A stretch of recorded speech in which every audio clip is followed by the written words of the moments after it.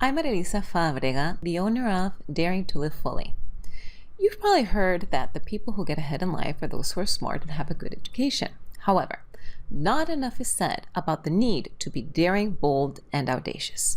Brilliant people with Ivy League educations probably won't get very far in life, or at least they won't get as far as they could, if they don't have these three qualities. At the same time, people who did not graduate at the top of their class and who went to community college can get far if they have these three traits. In this video, I'm going to share with you 7 ways to be more daring, bold, and audacious. First, stop being so scared of looking foolish. I jog 3 times a week along a running and cycling path that runs parallel to the ocean. And the last few weeks, I've seen this woman. She seems to be American, probably early 50s, and she rollerblades by. Now, she's not very good at it, and quite frankly, she looks a little bit ridiculous. She sort of titters back and forth and from side to side, and she looks like she's scared of losing her balance and falling over. That being said, I sincerely admire the fact that she doesn't seem to care how she looks to others. She wants to go rollerblading, and that's what she's doing, regardless of what others may think. When I lived in Washington, D.C., I used to go rollerblading in front of, on Pennsylvania Avenue in front of the White House. I don't know if you can still do that, but you could when I lived there. And, I was never all that good at it, but at least I could do it. However, I haven't gone rollerblading in years. And recently I thought to myself, I'd like to go rollerblading again. However, I've been putting it off because I know that at first I'm going to be wobbling along and I'm going to look foolish. And honestly, I've been scared of what other people are going to think.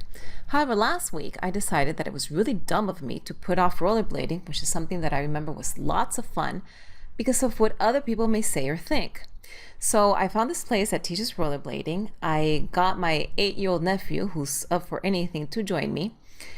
And tomorrow I'm going to get myself a pair of rollerblades. I decided that I'm no longer going to put off doing something that I really want to do because of what others may think.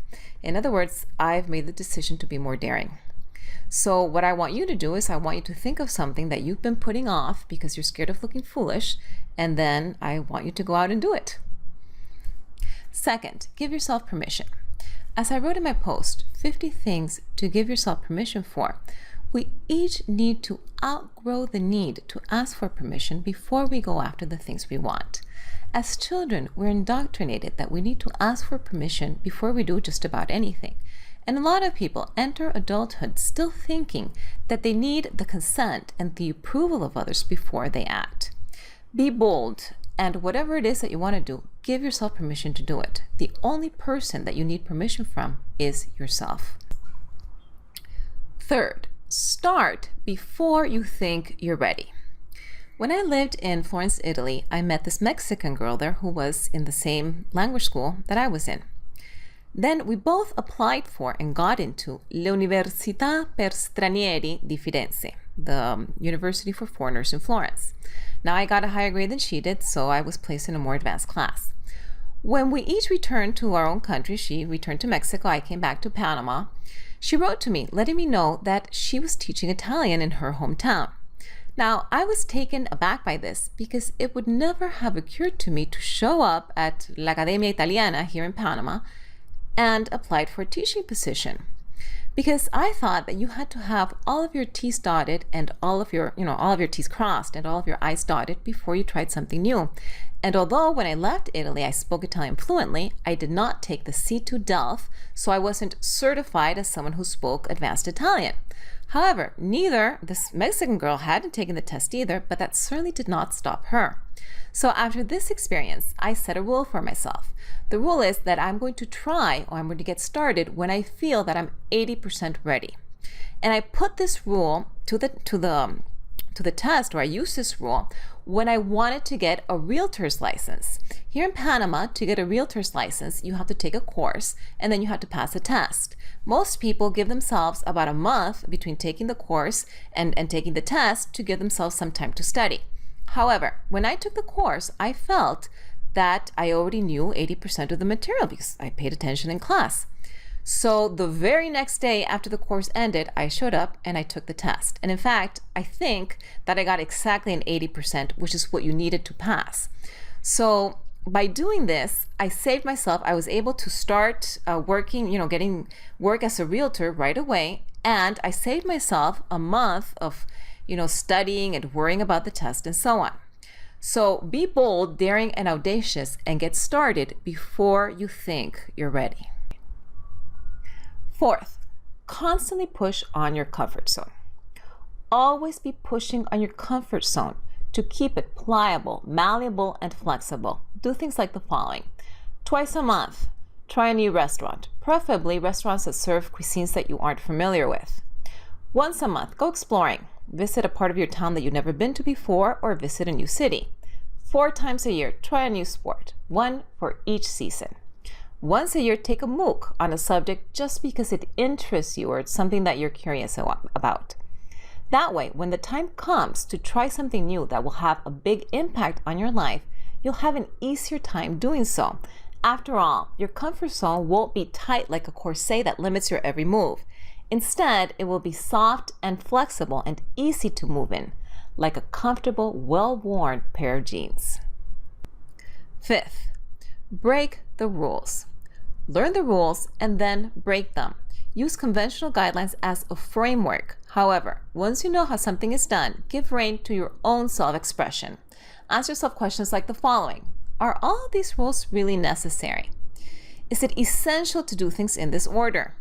What do I think should be done now? What is my gut telling me to do? What if I were to do the opposite of what everyone else is doing? How can I inject my own personality into this? Stop thinking that you have to do things the way that they've always been done or in the same way as everyone else is doing them. Instead, be bold, make up your own rules, and do things your own way. 6, do something you think you can't. We all have a list of things we think we'd be really, really bad at or could just not do. Now, the things that often make it onto people's lists include things such as the following. I've never been athletic. I couldn't possibly run a 5K. Or all I can draw are stick figures. Or I have 2 left feet. I couldn't take that dance class. Or, I'm terrible at public speaking. I couldn't possibly give a presentation in front of 50 people. Go ahead and pick something on your things I can't do list and give it a try. Now, you may not be fantastic at it, but it's almost certain that you will be able to do it. And the more that you realize that you can do anything that you set your mind to, the more bold, daring, and audacious you'll be. 7, hang out with daring, bold, and audacious people. Let's face it, the people that we hang out with rub off on us. If your friends shy away from trying new things, it's very likely that you'll become more hesitant when it comes to trying new things yourself. On the other hand, if you're part of a bunch of people that loves trying new things, it's highly likely that you'll find yourself tagging along and having lots of new experiences yourself. Watching people close to you take risks encourages you to do the same. Now, I already mentioned my 8-year-old nephew at the start of this video. He's one of the boldest, most daring, and most audacious people I know. I look forward to spending more time with him now that we're going to be rollerblading buddies, and I hope that some of his audaciousness rubs off on me. We could all use some more daring and audacity in our lives. Live your best life by being bold, daring, and audacious. Start with the 7 ways I discussed in this video. Now, if you enjoyed this video, please share it with your friends, subscribe to my YouTube channel, and visit my blog, daringtolivefully.com.